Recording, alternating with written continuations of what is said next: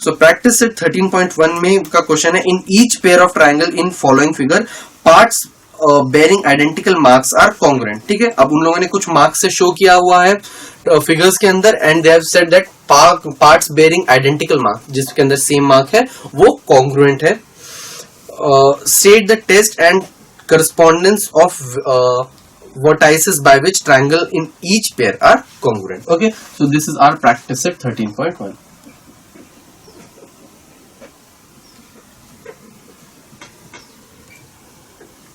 So the first figure is,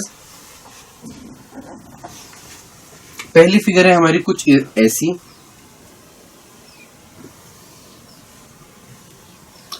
second figure है हमारी like this,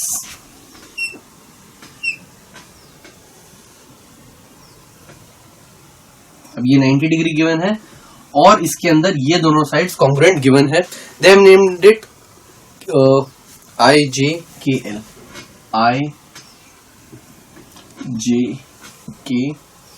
and L, और इसके अंदर ये दोनों एंगल्स कॉन्ग्रुएंट गिवन है, ये दोनों साइड्स कॉन्ग्रुएंट गिवन है।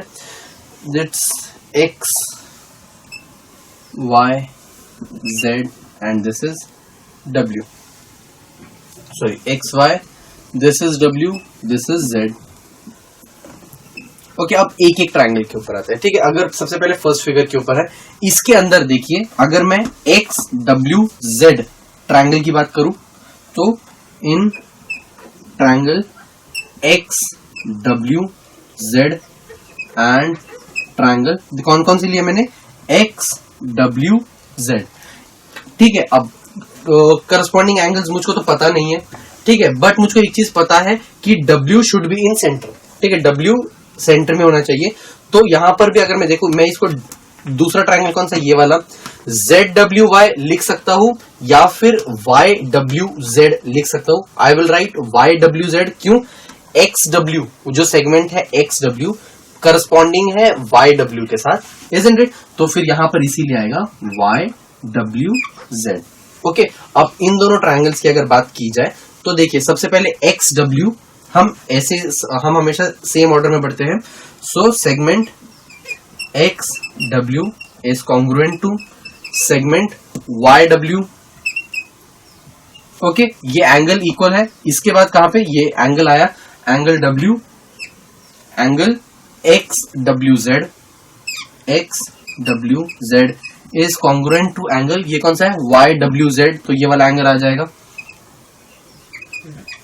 ओके, और थर्ड साइड, अब ये देखिए, ये कॉमन साइड है, कौन सी, WZ और WZ दोनों ट्रायंगल्स के अंदर आ रही है।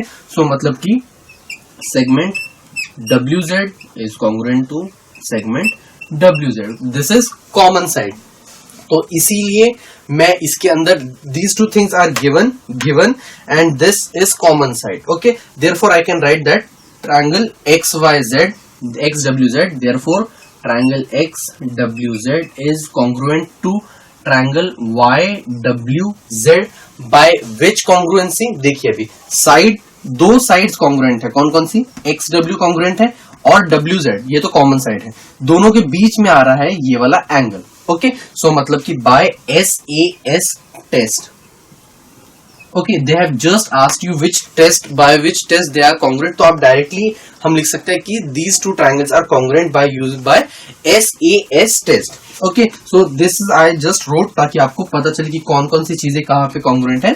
ओके, चलते हैं अगली फिगर की तरफ। इसके अंदर अगर हम देखें तो देखिए, आप ध्यान से देखेंगे तो TJ जो है वो कॉमन साइड है, तो मतलब कि ये तो इक्वल नहीं आना चाहिए, TJ और TJ कॉमन साइड है। दूसरा मुझको क्या गिवन है, 90 डिग्री के अपोजिट वाला। मैंने क्या कहा है, जब भी आपको एक कॉमन साइड और 90 डिग्री जो राइट एंगल ट्रायंगल है उसके 90 डिग्री के अपोजिट वाली साइड गिवन है, मतलब कि हाइपोटेन्यूस, इसके लिए ये हाइपोटेन्यूस है, इस ट्रायंगल के लिए ये हाइपोटेन्यूस है। हाइपोटेन्यूस इक्वल है और एक कॉमन साइड इक्वल है। ओके, तो उस टाइम पे हमें हमेशा हाइपोटेन्यूस साइड टेस्ट से दो ट्रायंगल्स कॉन्ग्रुएंट मिलते हैं।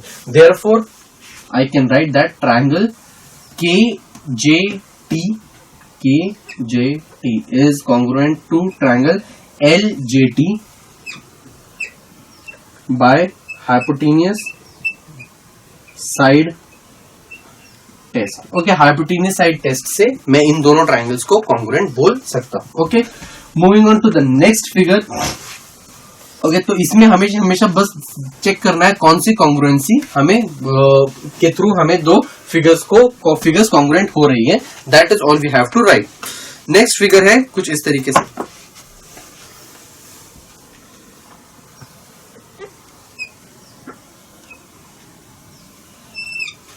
This is the third one. This is congruent to this. This is congruent to this. Okay. Now this is HEF. Okay. अब ध्यान से देखिए इस ट्रायंगल के अंदर। Okay, HE is congruent to FG. Okay, EF इस ट्रायंगल का is congruent to HG इस ट्रायंगल का। ओके, और थर्ड साइड जो है मतलब कि EG और EG ये तो कॉमन साइड है। ओके, इसका मतलब है तीनों साइड्स इक्वल है दोनों ट्रायंगल के अंदर। ये अगर कौन कौन से दो ट्रायंगल है मेरे पास, HEG और दूसरा कौन सा है, FGE, ये दोनों साइड्स इसके लिए इक्वल है, ये दोनों साइड्स इक्वल है और ये तो कॉमन साइड ही है, तो तीनों साइड्स इक्वल है। इसका मतलब क्या हुआ, SSS test. Therefore I can write that triangle HEG और HE के करस्पॉन्डिंग साइड कौन सी है, इज करस्पॉन्डिंग टू HE की करस्पॉन्डिंग साइड, तो FG, तो फिर FG, सो HE और HE की करस्पॉन्डिंग साइड है FG, एंड देन EG, तो फिर GE, yes, and then GE हो जाएगा EF, यस, ठीक है, तो करस्पॉन्डिंग आ रहा है। तो देखिए अब कैसे मैं चेक कर सकता हूं, तो ये ठीक है, HE is corresponding to FG, HE is corresponding to FG, EG is corresponding to GE, EG और GE कॉमन साइड है, और HG और FE सेम है, HG और FE सेम है। देयरफॉर इसको मैं कॉन्ग्रुएंट लिख सकता हूं through SSS test. Okay, that's it, ठीक है, बस इसमें इतना ही करना था। अगले चलते हैं क्वेश्चन नंबर 4 की तरफ। अब देखिए बेसिकली दे हैव गिवन, हमने अब तक तीनों टेस्ट देख लिए। Now let's move on to the fourth figure that they have given. Fourth figure हमारे पास है कुछ इस तरीके की।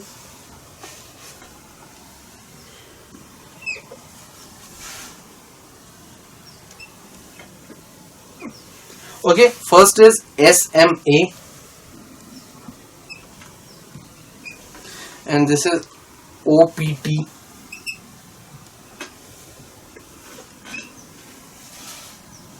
this angle and angle M are congruent, ये साइड congruent है और ये एंगल और ये एंगल congruent है, ठीक है। अब देखिए दो एंगल्स congruent है, कौन कौन से, angle S is congruent to angle O and angle M is congruent to angle P, और दोनों कॉन्ग्रुएंट एंगल्स के बीच का करस्पॉन्डिंग साइड जो है वो भी मतलब कि OP और SM सेम इक्वल है। ओके, सो इससे मैं डायरेक्टली लिख सकता हूं, अब देखिए दो एंगल्स के बीच में साइड आ रही है मतलब कि ASA कॉन्ग्रुएंसी के थ्रू मैं लिख सकता हूं कि ये दोनों ट्रायंगल्स कॉन्ग्रुएंट है। Therefore I can write that TSM is congruent to triangle, TSM, this is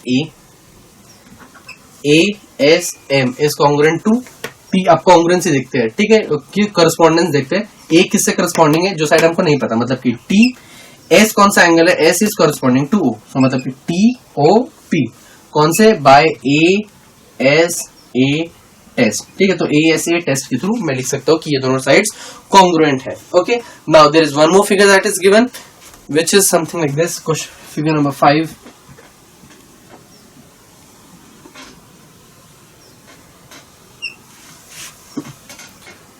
And then these two angles are same, ये दोनों इक्वल है,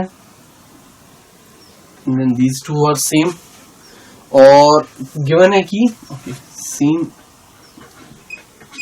ये दोनों करस्पॉन्डिंग है। ओके, अब we can name them TMSN,